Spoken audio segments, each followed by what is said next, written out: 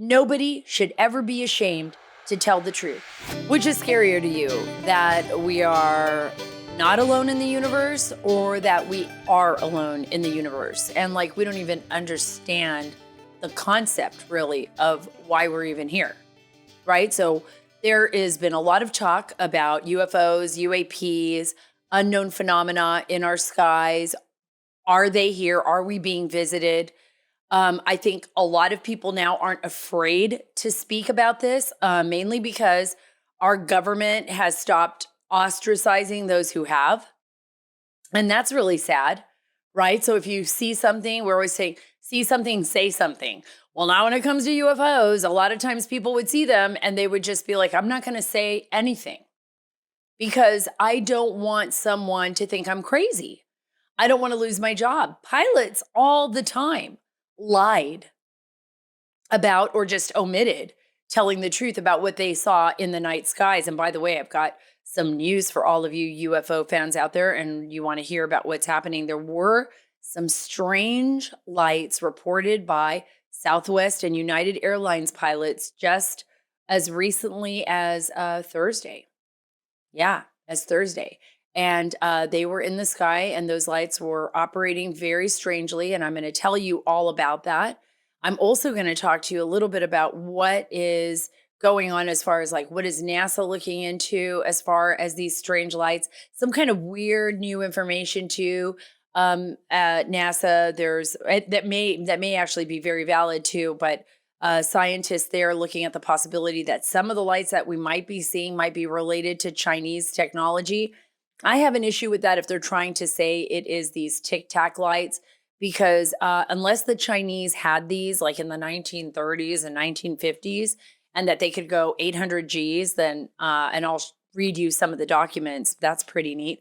I've got this very amazing book of declassified information that was put together for me as a gift by someone that I think is probably the best leading expert in that, Lou Elizondo, who I hope to bring back on the show very soon.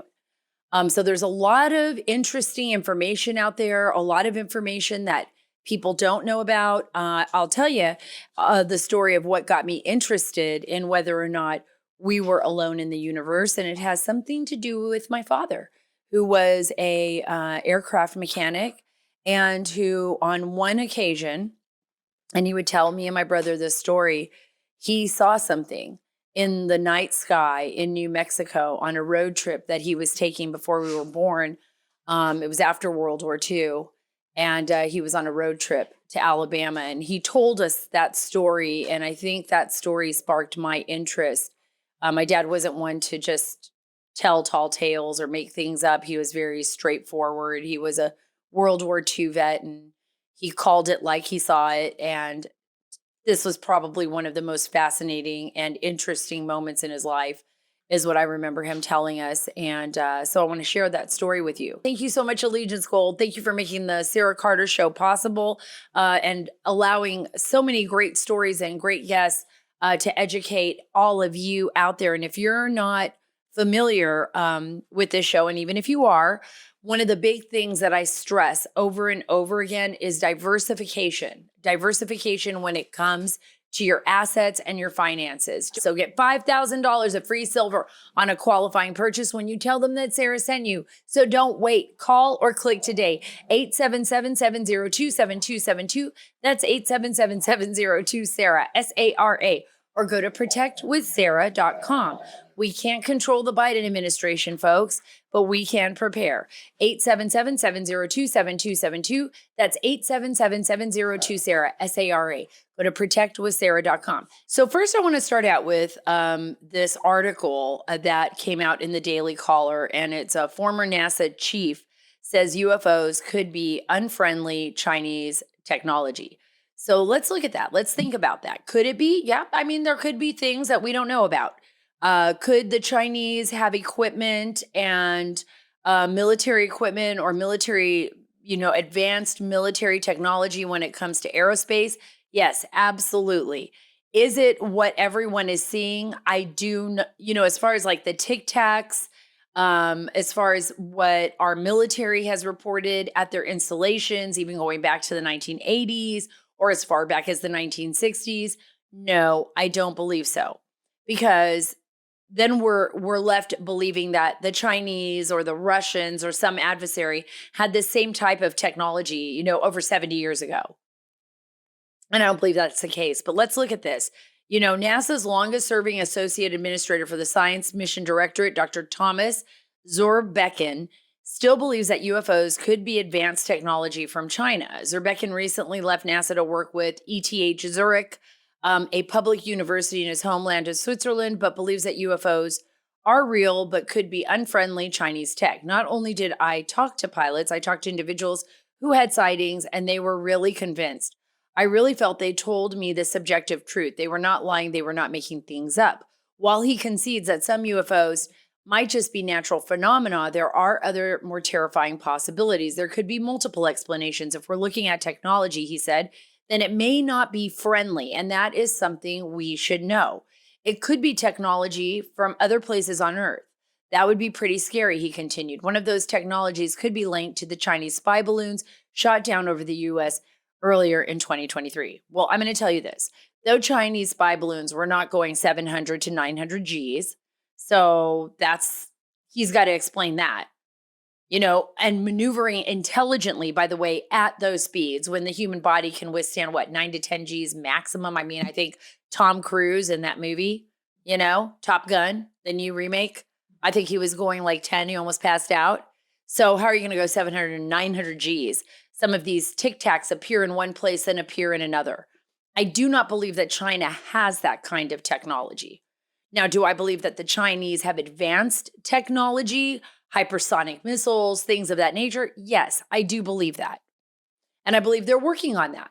And I believe they're diligently working on controlling parts of outer space.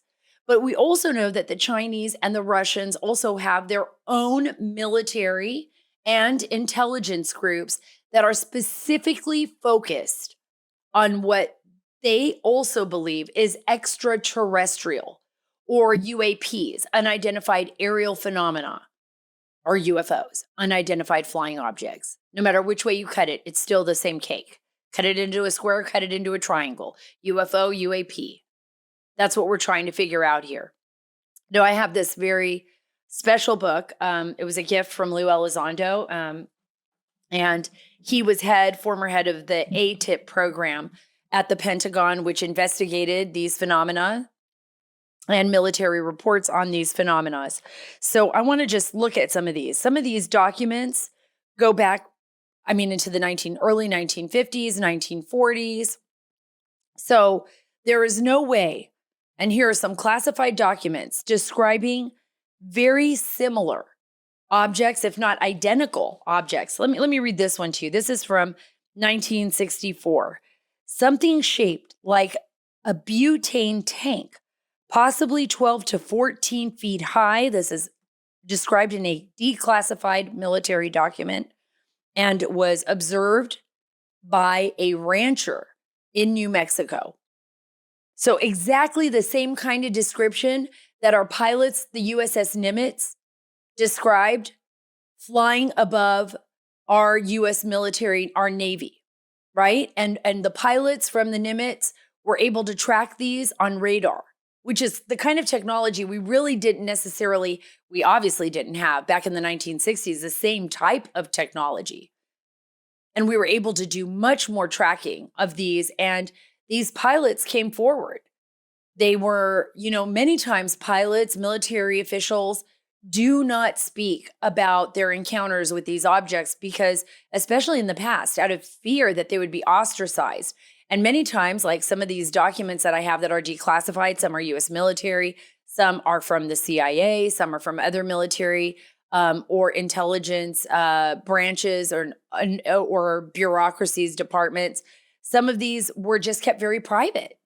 People just kept it between them and whoever was in charge. And they said, this is what I saw.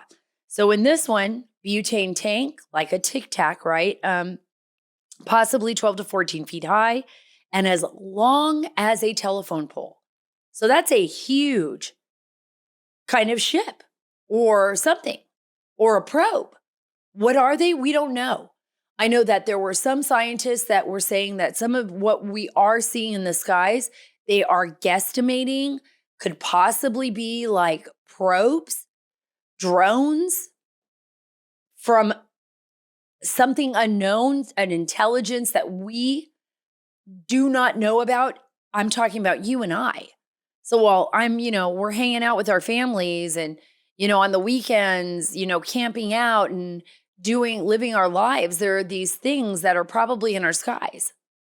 Now, our US military, and some people believe, some scientists also believe that these, and some people have given testimony, from the military that say our military and our government, parts of it, are well aware of what is going on. And they believe also have answers as to what this intelligence is. But they are keeping it from us. They are keeping it from us. I'm going to go into some more of these documents that I have. So you guys do not want to miss this, but I want you to hear this clip.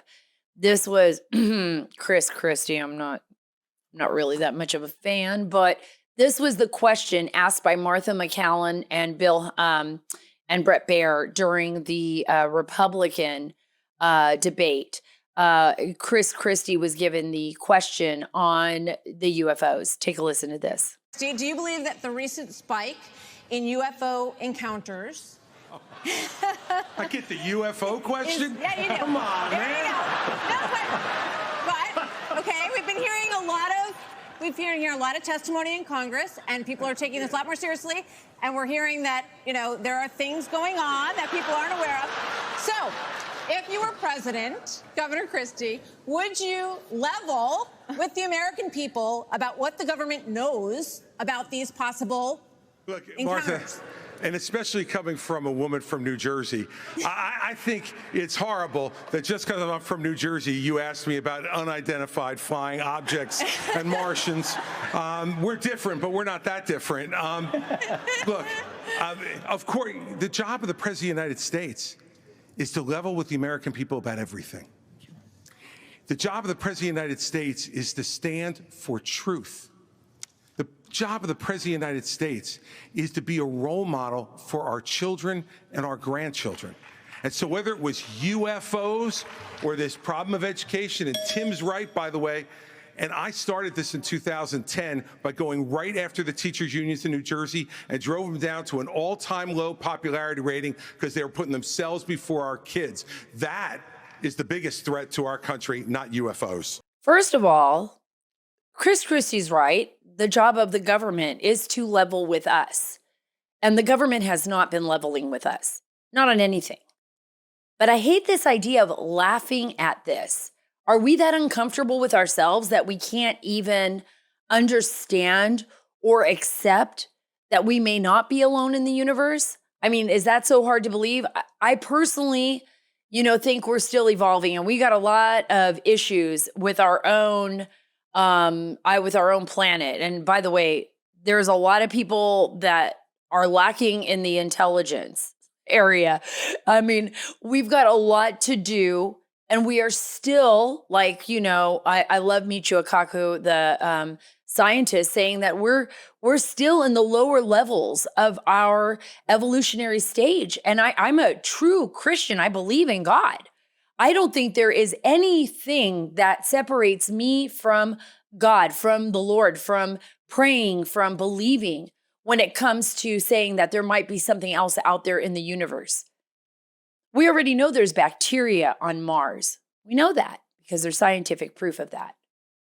We know that we are among billions and billions of galaxies and universes, and we don't have all the answers. But we should not laugh it off. If this is true, if what we are seeing is true, if something is happening that is going to change mankind forever. And this would be a life-changing event, a historical event. Could you even imagine?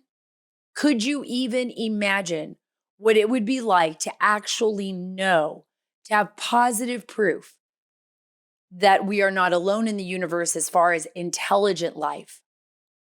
That there may be other planets somewhere out there in these distant galaxies that can sustain life. Because we know that planet Earth, even if it's billions of years into the future, will not be around forever. That's a fact. That is a scientific fact. And that's why it's so important that we take it seriously enough that we, as the generation that is on the cusp of history, we really are. Think about all the things that have happened in our lifetime. I mean, I don't know if you guys think about this, but I think about this a lot. I think about we've finally been able to crack our genetic code, our DNA. There's code, the book Code Breaker. I brag about that book. I love that book because it talks about how we're editing the genomes and how we've discovered all of these new things about ourselves. We're moving towards AI. Are we ready for it? No, I don't think so. But guess what? Nothing's going to stop it. That's what happens with technology. Technology moves forward. Discoveries move forward, and I believe that's a gift from God. I believe that if we're created in the image of God, then we ourselves are, in essence, creators. In essence, we can discover things. We use our brains to treat cancers. We find cures for diseases. We come up with things that make life easier for future generations, right? And I'm going through this book of classified, declassified now documentation, and I'm looking at it. I mean, it's probably one of the most precious things I have because I think it's so eye-opening. And here we have people, August 10th, 1961. Here, let me read this to you. As we followed the course of the light, it seemed to move a bit erratically from side to side, and on a few occasions seemed to jump ahead of us, coming from pilots. This is part of the Federal Bureau of Investigation. It's an FBI document that was declassified in Washington, D.C., and this is regarding a mountaintop southwest of Carlisle. Our company possesses a guest house on the mountaintop in southwest of Carlisle. A number of us were holding a meeting Tuesday evening on August 8th. It was warm, and we were sitting on an uncovered veranda. At 2 minutes of 10, we noted a bright light overhead longitudinally, but a few degrees northwest latitudinally. It moved in it just past the north direction.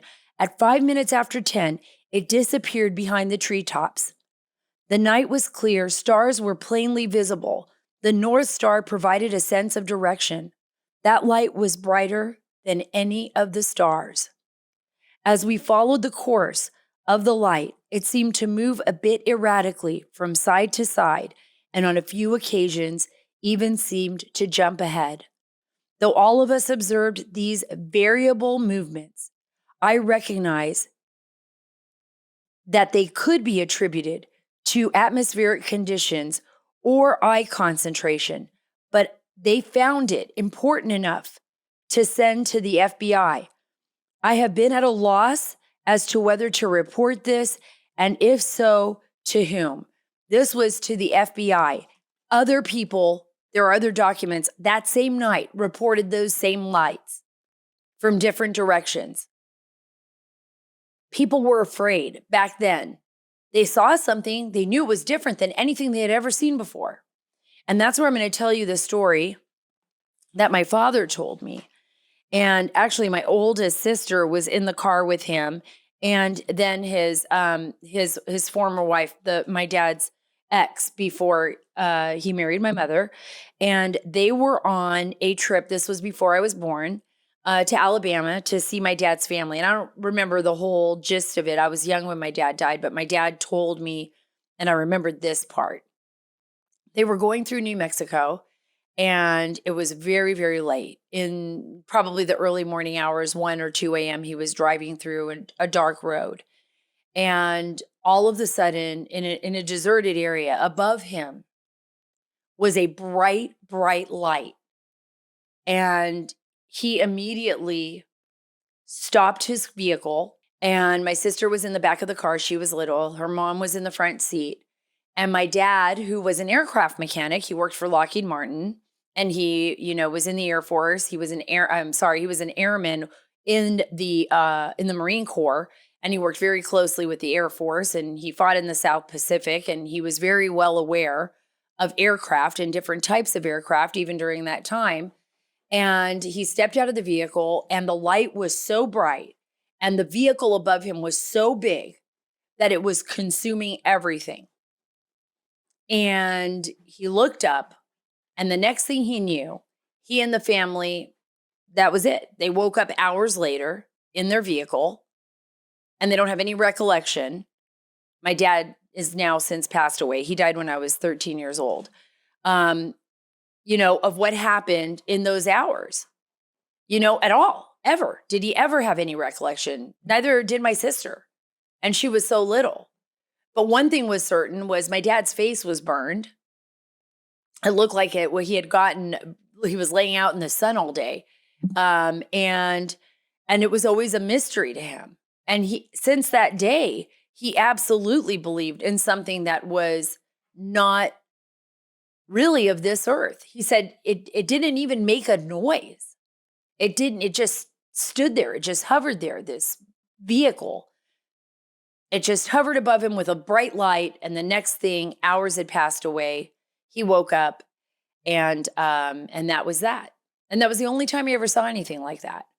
But it definitely stuck with him enough that he told us that story. And I think that's what was so interesting to me and so fascinating to me, because my dad would have never lied to me about that. My family would have never lied.